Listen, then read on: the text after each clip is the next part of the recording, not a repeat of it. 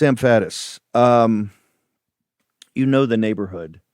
They have shattered the command and control. The command and control. And remember, the Israelis did more of kind of the decapitation move. The Americans focused on more the technological command and control. But it's pretty evident, and the president reiterates this. The chairman of the Joint Chiefs reiterates this. The CENTCOM reiterates this. We have, to a degree, shattered their traditional, Ayatollah Mullah Revolutionary Guard. I think somebody told me down to the brigade level. And so President Trump, the first issue he's got to deal with is like, who's even in charge to make a deal with? And that's why the Pakistani field, and the Pakistanis very well, lovely, lovely, lovely folks. The Pakistani, field marshal, who is very close to President Trump, has offered for them to actually host this. You've got the Arab Council, the Gulf Council, their guys have come together and said, well, we want to help. We want to figure something out. And you've got the Turks. So from an intelligence point of view, how are they framing this with the president now? And how are they getting this type of operational intelligence to basically give the commander-in-chief, who is open to do a deal with someone if it makes sense and if he achieves his objectives, which are the non-actual kinetic objectives? How do they frame this for him of exactly who in the hell he should be talking to get a deal that can actually be executed inside Iran, sir? Well, look, I think you put your finger on something really, really important. The Iranians are continuing to resist by moving to this completely decentralized command system where all the pieces just keep fighting. Okay. But now you want them to act as a unified whole, and you want somebody to be able to speak for the government. Not only is it hard to figure out who that is, but there may not in fact be agreement inside Iran on who that is. It's not just like we can't figure it out. They don't know either. And then, of course, you've laid out the Turks, the Pakistanis. I mean, all of these people have their own interests and have a history of being incredibly duplicitous with us, saying one thing very, very clearly. Hang on. I want to take a second. Because this area was your beat for many decades. I want to go into this because right now they've got one element of the Revolutionary Guard, and I don't know how big this element is. They say they talk for all of them, but it's interesting. They're kind of Trumpian to a degree. They're coming back to President Trump and go, get out of here. Who are you? You've already lost this. You're not. I mean, it's interesting how they're doing it. But on the duplicity side, because this is why we have Bowling on here, one of his most brilliant insights is say, hey, look, don't think these guys that are begging for us to start escorting, getting destroyers and escorting things through there. Don't think they're actually pulling for you. Their business models don't work. At Trump's full spectrum energy dominance with a 4 handle in front of this, and of course, there's some folks in West Texas not crazy about $40 oil either. But with Trump's, idea of full spectrum energy dominance, there's not a guy in the Persian Gulf that signed up for that. They love it at $140, right? At $140. And the Turks, just take a second and how duplicitous they've been with us in the region overall for many, many, many decades, sir. Look, all of these guys are going to lie to your face. Let's just be clear, right? They've all got their own interests.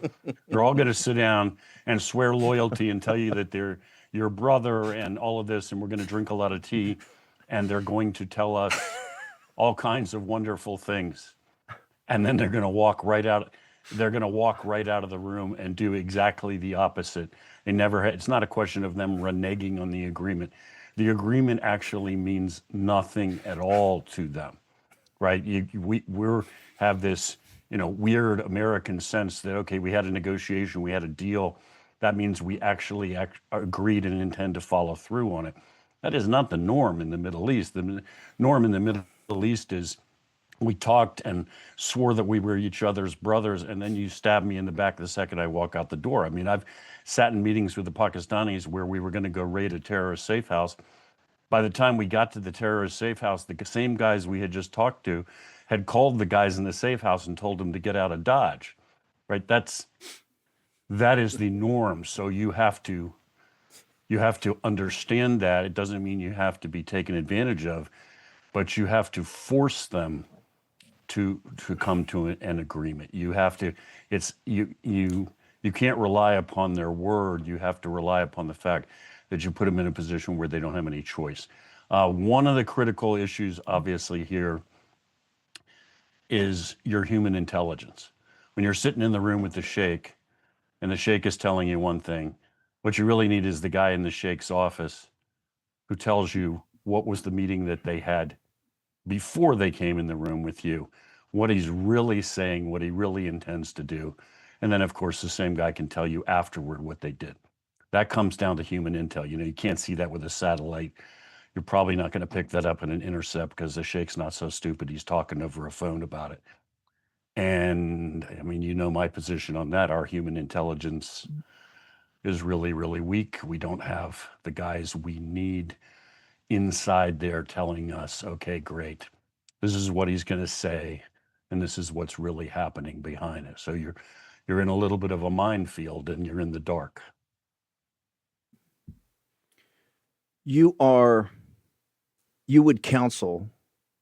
I don't want to put words in your mouth, but let me just respond to this. You would counsel then the president, if you were advising him now, and all these different perturbations of how to actually see if we can't figure something out here now that the president feels he's completed or near completion some of the most important military objectives of this military operation. You would counsel him to say, yeah, let's get the couple of these Marine Expeditionary Units in place on station in the North Arabian Sea or Gulf of Oman. Let's get a brigade of the 82nd Airborne, and maybe we bring in a couple of 3 other assets, because the only thing they're going to respond to is the hammer. If they know we got the hammer and we're prepared to use the hammer, whatever that is, and I'm far from advocating ground troops, but whatever that hammer is, that's the way. It's like a come along. That's the way you get their attention and keep them to basically maybe get to a position of a deal. Identify first off who can actually make a deal, get to a deal, and then make sure that you have something that you can actually execute upon, sir. I would recommend all of those things, although, like you, my strong preference would be that we not go down this road to use ground troops. There are lots of other levers we have. Let's keep in mind whether we take Kharg Island or don't take Kharg Island, the Iranians will never export another barrel of oil as long as the United States Navy sits outside the Gulf of Hormuz. They can run around up in the Persian Gulf all they want. They're not going anywhere. Amen. So we can counsel them. And look, and they effectively cannot challenge us in the high seas. So that's baseline. But listen, I mean, you know, I don't want to make this sound like I'm the only guy who's ever done this, but like in the run up to the Iraq War, when we were leaning on guys to pick a side or the other, at some point in those negotiations, talking to Lieutenant General, whoever it is, we're saying, look, we're prepared to do the following for you, hand you X number of dollars and so forth. And the other side of the coin is, General, if you don't come over to our side, we're also prepared to put a JDAM through the building and have it where you work and have it explode on your desk. So let's pick a side here. I mean, at some point, you have to have that hammer in your hand.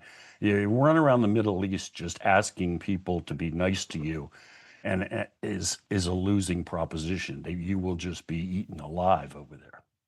Sam FADDIS, I think there's breaking news now coming across the wire, and Iran rejects U.S. war proposal. Iran sets 5 strict conditions: no talks unless all full ceasefire, no future war guarantees, reparations demanded, end to all regional conflicts, control over Strait of Hormuz. We say in the deal business, folks, the bid and the ask, there's a little gap. I don't even know if these guys are legit. It is coming across the wire. It may be that mouthy young guy that came on the video, and who knows if he's got any stroke. But you can see from President Trump's 15 points to what they're talking about, because that is like this war never took place. Sam, your thoughts, sir? Tell them that they're all unacceptable and they can go to hell. I mean, look, I think it's pretty clear that I have reservations about how we got to this point in time, but that's fine. Okay, that's water over the dam. We're here. We're in this conflict, and we cannot possibly Yep. conclude this Amen. conflict by effectively surrendering to the Iranians and giving in to these absurd demands. So, I mean, what they need to hear is that we're not even dignified. We're not talking about that. We're not negotiating from that position. Grow up, get a grip. If we have to dig in for the long haul and blockade you and seal you off and crush you over time, then that's what'll happen. We are not ending this war under those terms. We're not even talking about those terms. This is, I think, so important. Let's put a pin in how we got here. We keep saying this. We're in it now. You have young American men and women. You got 2 Marine Expeditionary Units, and you got the Ready Response Brigade at the beginning of potential combat troops. You've got kids on those ships in the airplane and the airmen. What they're doing is amazing. We already lost a tanker. You could lose a lot more kids. We got to win this thing. The victory there's no substitute for victory. And look, even with an off ramp, you got to get the demands that you're demanding that you started this with on your objectives. And so this is going to be as about a high pressure as can, because the market's going to go crazy, right? There's going to have an economic impact.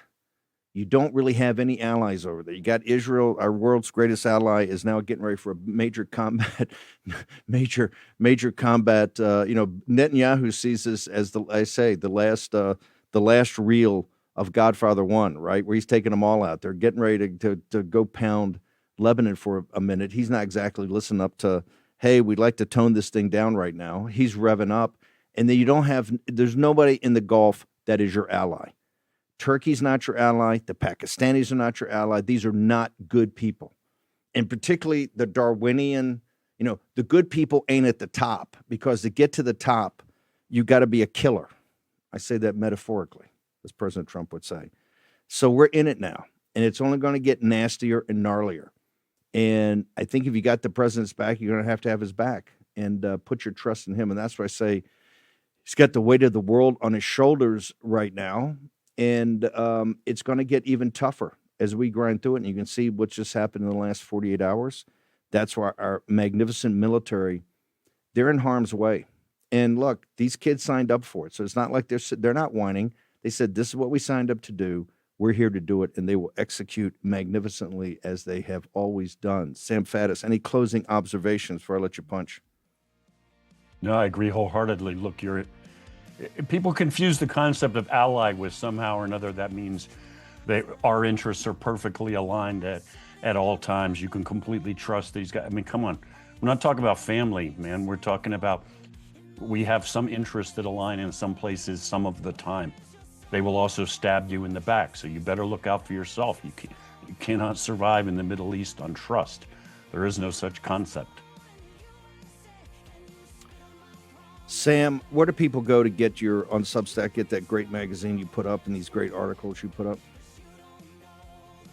andmagazine.substack.com, andmagazine.substack.com. Thank you.